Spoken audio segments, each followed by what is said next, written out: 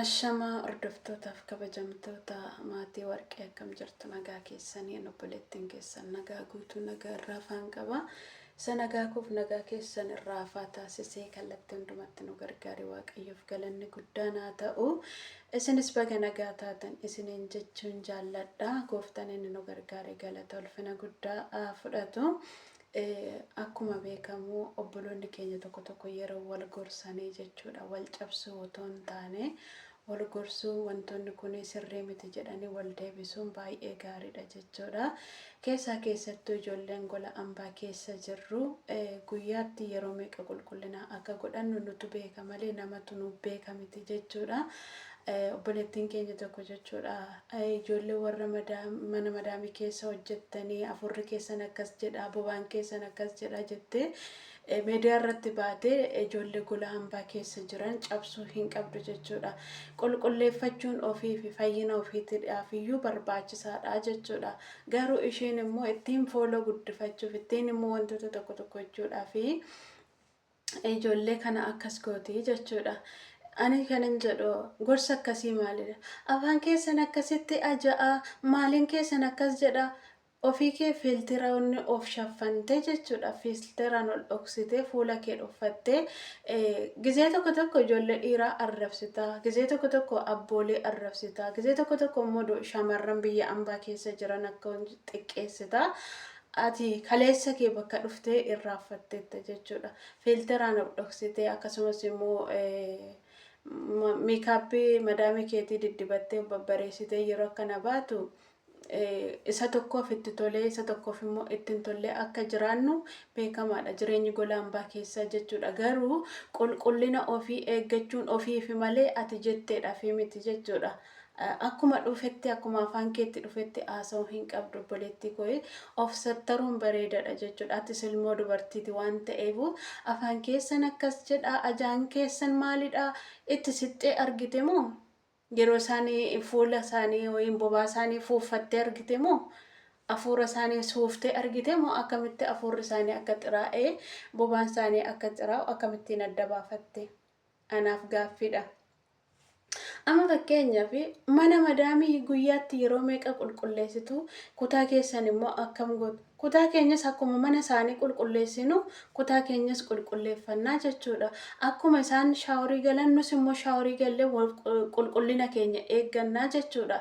Kuni ijoollee mana madaamii hunduma walitti qabanii arrabsuu hin qabdu jechuudha. Maaliif hunduma walitti qabdee ijoollee mana madaamii fakkeenyaaf namni tokko dogoggoruu danda'a yookiin immoo uumamarraa ta'uu danda'a wanti beekamu tokko hin jiru jechuudha. Garuu walitti qabdee ijoollee gola hambaa keessa jiran akkasitti walitti qabdee dimshaashan rukutuun baay'ee fokkisaadha jechuudha. Amma yeroo wanti tokko badeessi jechuudha ijoollee mana madaamii keessaa ijoollee biyya alaa keessa jirtu jedhu. Yeroo namni tokko uffata isaa ofirraa baasee akka barbaade ta'ee dhiiratti footoo ergee waan barbaade godhu eenyudha kan arrafamu? Ijoollee gola hambaa keessa jirtu, ijoollee mana madaamii jirtu, ijoollee biyya alaa jirtu jedhamee walitti qabamee arrafamaa jechuudha.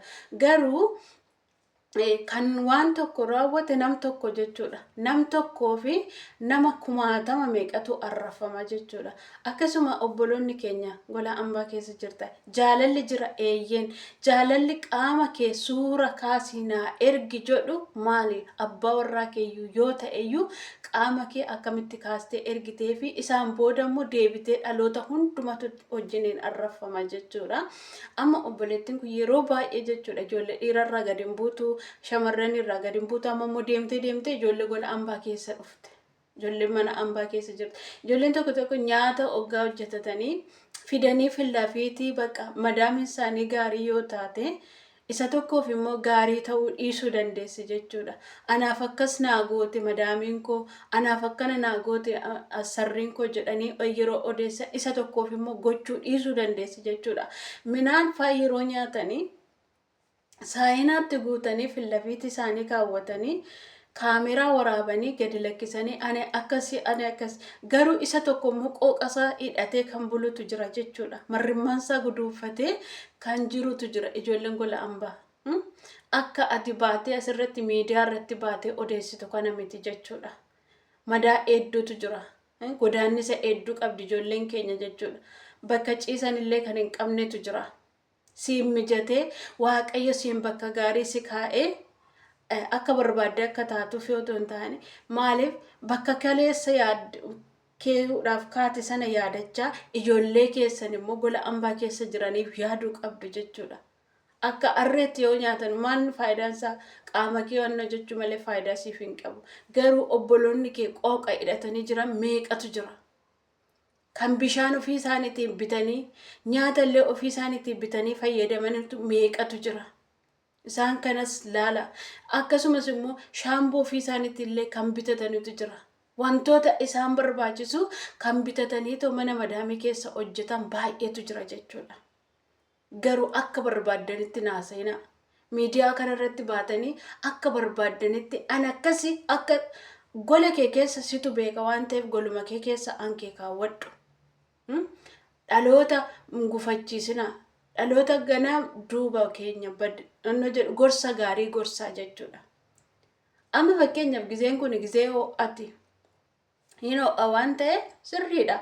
Indafqinaa waan baay'eetu jira. Garuu yeroo hojii keenya xumuranne shaaworii gallee dhiqannee baana. Akkuma isaanitti zanaa jenna uffata keenya jijjiirranne nu santo jenna.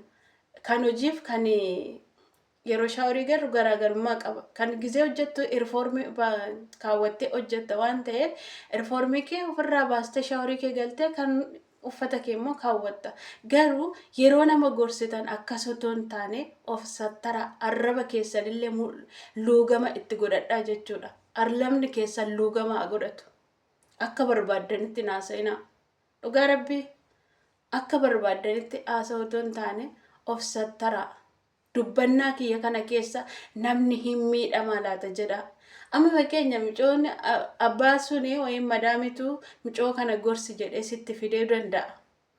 Wayin immoo waan nama kana akkas godhisiin jedhanii si biraan ga'uu danda'u. Sababii keetiif micayyoo sun otoo miidhamte maal jetta?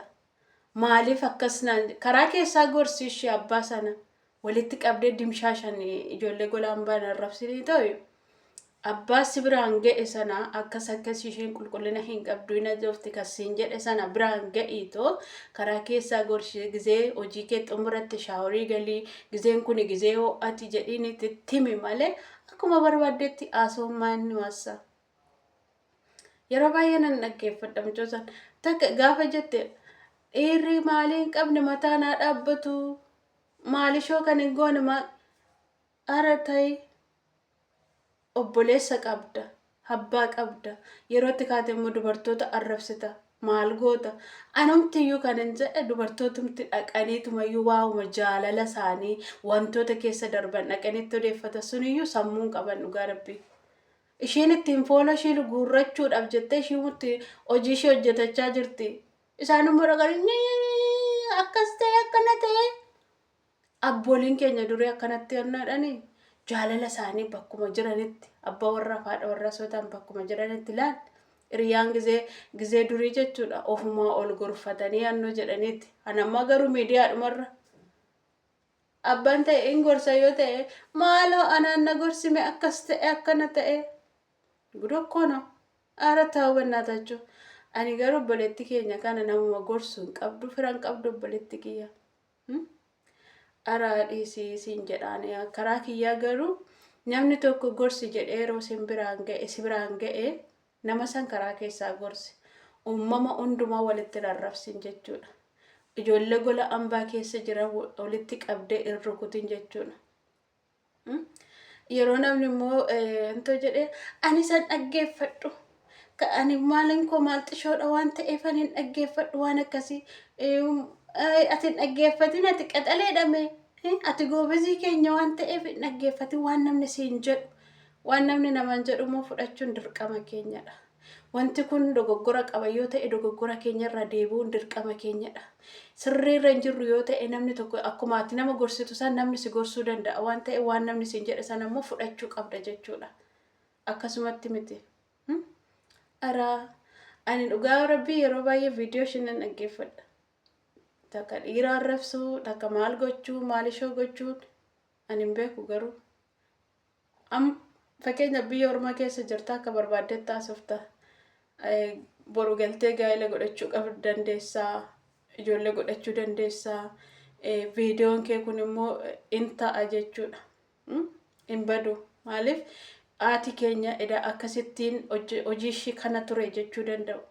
Abbaa warraa keellee wasin jedhuun qabu garuu harraba keenyatti luugama otoo godhanne bareedaadha isiniin jedha. Waan dhageeffattaniif guddaa galatoomaa. Turtii gaarii.